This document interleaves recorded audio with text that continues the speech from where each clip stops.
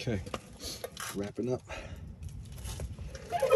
I advise that you keep the axle shoved in even after the new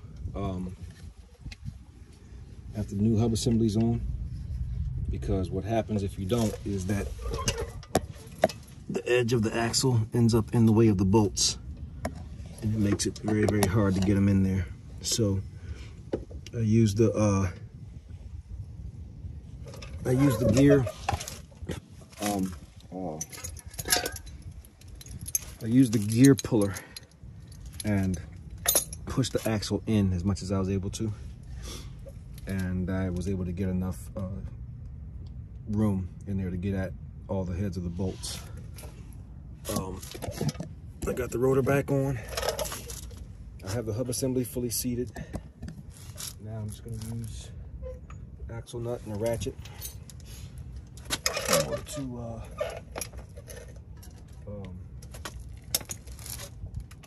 seat the axle nut on correctly.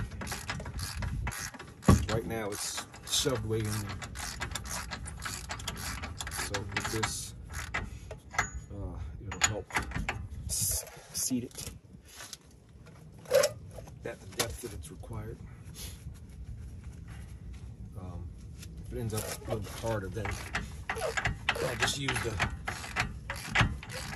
bar on it. But as you know, you got to get it all the way in there to the depth of the groove, and then press the metal into the groove in order to seat it correctly. This is some work, man, but it's good to know that you can do it.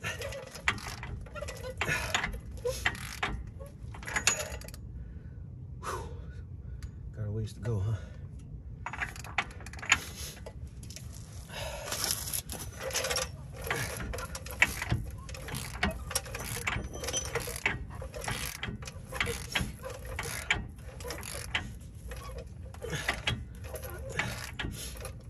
I lubricated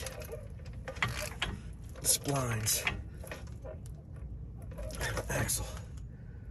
So I'm just past the groove, so I'm gonna have to use the big nuts on it, the breaker bar, in order to get it all the way around. Or not, maybe not. I've been hitting the gym, so I may be able to get it. Oh no. Close though. I definitely need the bar. Bring it on around. So you see where it's at now. This needs to be here on the groove. So use the bar to get that last little bit.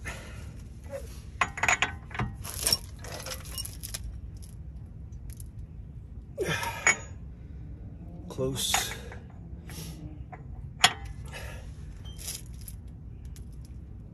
About another quarter inch or so.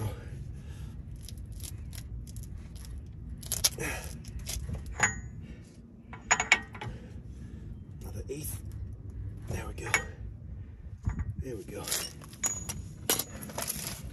Now we're lined up. See? Now that's going to go down into the groove with the screwdriver and the hammer. Just a light little love tap. All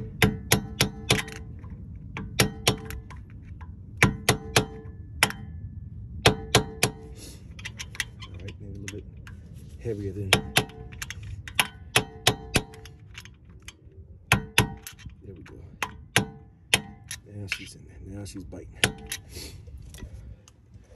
Okay, everything else is just like you replaced your rotors or pads. So that's got to go back on.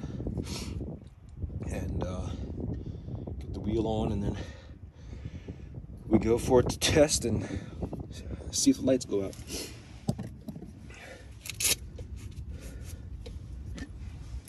It's a lot of work, but it's worth it.